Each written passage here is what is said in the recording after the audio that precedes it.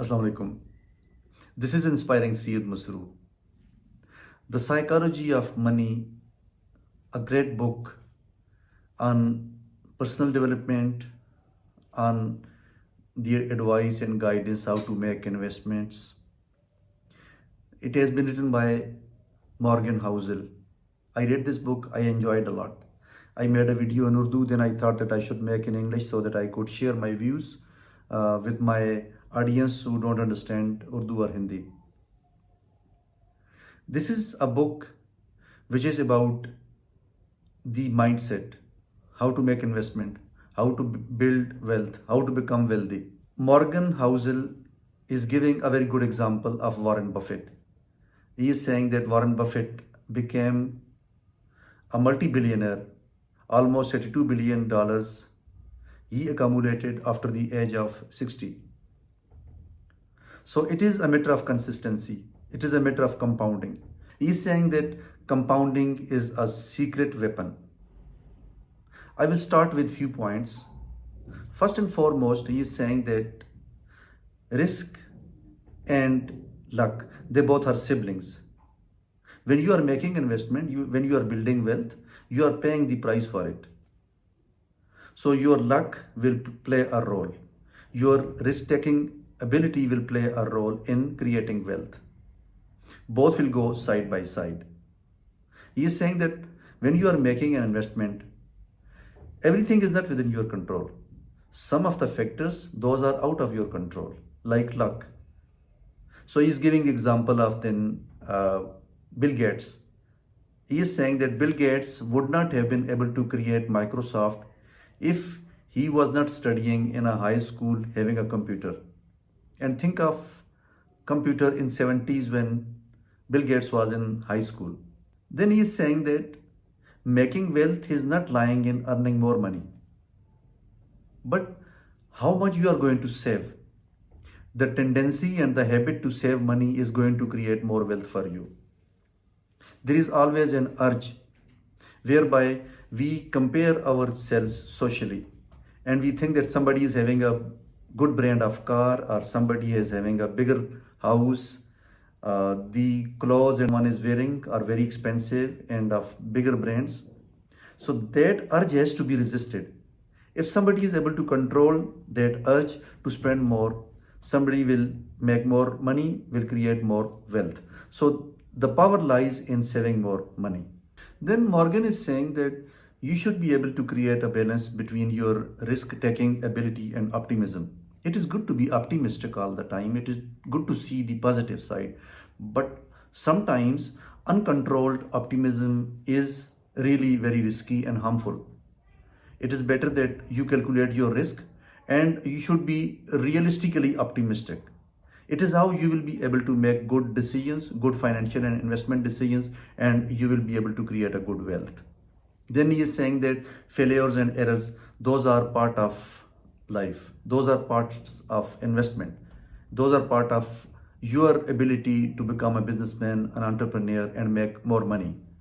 So you have to keep this possibility, this probability in your mind that there could be a failure, there could be an error. Your decisions can go wrong as well. So you should not be much worried about it.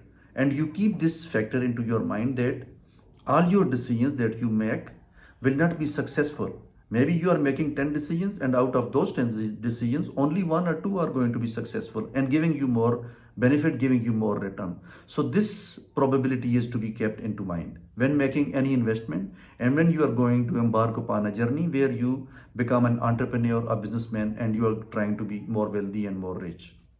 He is further saying that to cover your decisions which can go wrong sometime and the errors and the failures which can occur anytime whenever you are making an investment or you are making a decisions to go for any kind of investment or becoming a businessman or entrepreneur.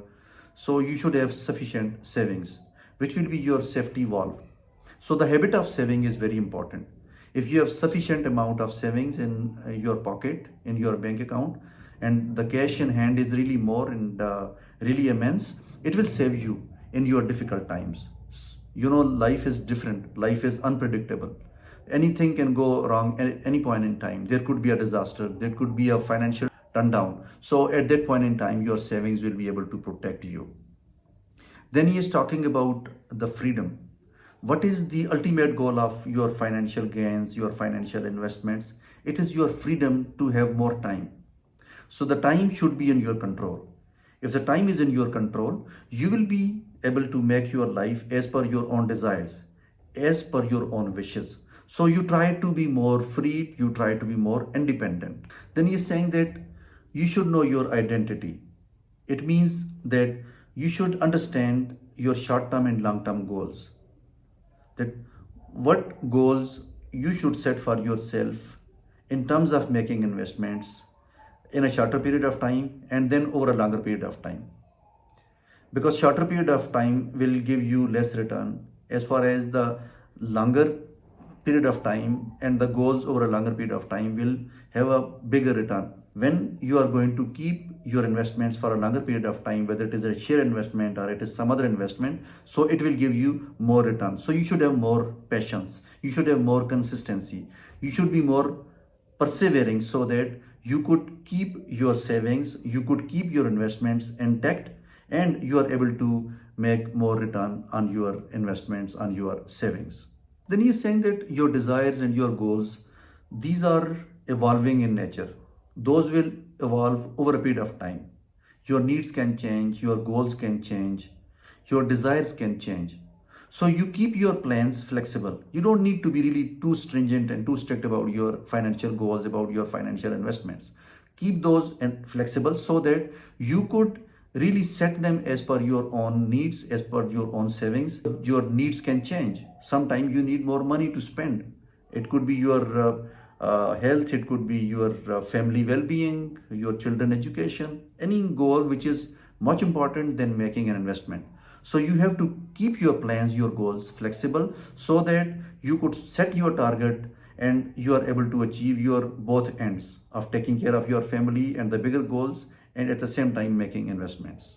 So these were some of the lessons that I have learned from the book The Psychology of Money, written by Morgan Housel, and I understand that everybody should read it. If you are unable to read the book and you don't have more time to read the book, so just watch this video, and I hope that it will benefit you. And some of the lessons that you will learn, you will be able to apply in your life, and you must apply if you want to be financially independent, if you want to have time in your control, if you want to make investments over a longer period of time, and if you build the habit of savings.